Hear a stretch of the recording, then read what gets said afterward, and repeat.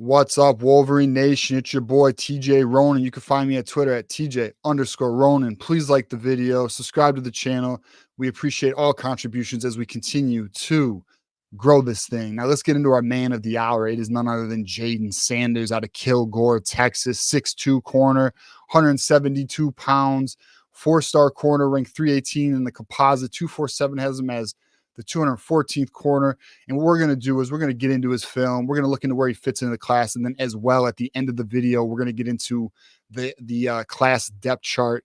And before we get into the video, what I want to say about this player is what I see is a very instinctive, well-positioned cornerback who's very athletic, not only very athletic, but plays the ball in the air, which we will get into as we get into his highlight tape. We're going to get into that right now. So in his highlight tape, we're going to see both offensive, defensive, and special teams plays. But, obviously, he's going to be playing cornerback strictly for Michigan. But let's get into the film here. So, I mean, as we can see right here, I mean, we have an offensive play, but you can see some athleticism. But what I like to see is the effort, right? Right here, you see the effort, never go down, never quit mentality. Now, here we go. Now, defensively right here, now look how he is in his hip pocket, right? In his hip pocket, and look how he plays the ball. See, he's not lost in coverage. His head isn't looking away from the quarterback. He's able to make the play. And this is another one. Great positioning. He's between him and the quarterback with his eyes on the quarterback watching the play, but not losing his man in space. Now, here's a great example of his athleticism. Obviously, your best athletes on the field are your kick returners. This is no difference here. He's able to make the play, able to get the touchdown. And, like we see in a lot of these highlight tapes, the best athletes on the field are the ones who make it to D1. He's no exception. But, I mean, his versatility in both playing offense, defense, and special teams obviously will translate to the college level. And what I like to see out of him, though, is he has playmaking ability, right? So what you see when you look at somebody who has a highlight tape that has all three facets of the game, you're seeing him making plays at all three phases. And that's very key. That's what I like to see. But like right here, look, taking the top off the defense. Obviously, he has speed. Obviously, he has athleticism. But, as I said earlier in the video, he will be strictly a cornerback for Michigan. Lamar Morgan was able to get this guy. He targeted him early in the recruiting process, his recruiting process. And right here, another one, hip pocket. Look how he plays the ball in the air. And you'll see that throughout the highlight tape in these defensive clips. Like right here, another one.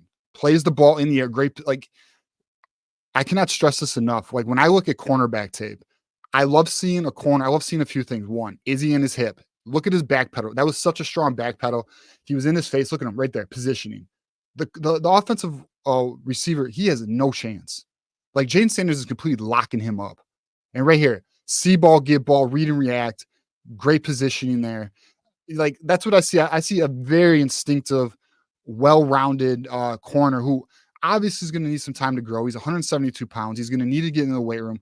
But I think we could see Jayden Sanders contend for some starting time by year 2 or 3. A little bit of development, a little bit of time in the weight room.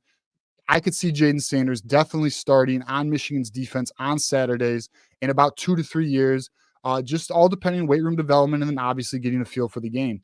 But I definitely see a player who's going to have starting capabilities in the future.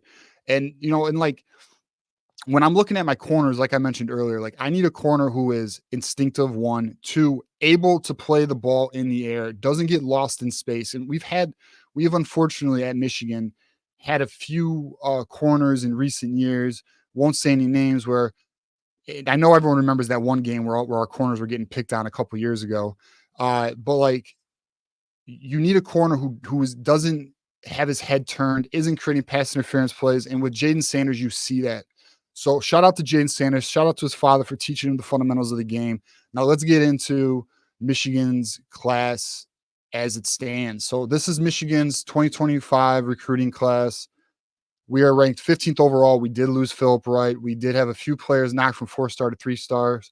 But at the end of the day, we have an extremely sound class. Look at Nate Marshall, Ivan Taylor, Kanoa Winston, Andrew Olish, Carter Smith, Jalen Williams, all dogs. Avery Gash is a dog. He should be ranked higher. We know this. Jacob Walsh should take the top off the defense, RX wide receiver. And then Julius Howell. Here's Jayden Sanders right here. Donovan Johnson, update on him for anyone who doesn't know. He's already training. He's starting to look good. He's starting to look quicker. I'm very excited to cover him this fall. Jasper Parker, the fast riser in the rankings, he will continue to rise. 332 is not where he's going to be. He's already catching a lot of analysts and scouts' attention. And then we have the end of the class. But at the end of the class, Chase Taylor, my personal favorite, he's a certified dog, no question about it. The number one or number two, arguably ranked center in the nation, Caden Sanders. And then our MVP of recruiting, Eli Owens. Shout out to Eli Owens for putting in work. My hope is to get him on our show for an interview. And if anyone missed our Andrew Marsh interview, we did an Andrew Marsh interview 2 weeks ago. Check that out. Another great kid that we are feeling good about on coming to Michigan. He is a lock. Jayden Sanders is also a lock that I currently had. So shout out to Jayden Sanders for making that become a reality. All right, now let's take a look at our depth chart, our class depth chart. So here we are. We are at a class size of 16. We have 12 blue chip players, 4 3-stars. But again, I mean, our 3-stars are dogs. I mean, these are good players. These are great additions, great developmental players.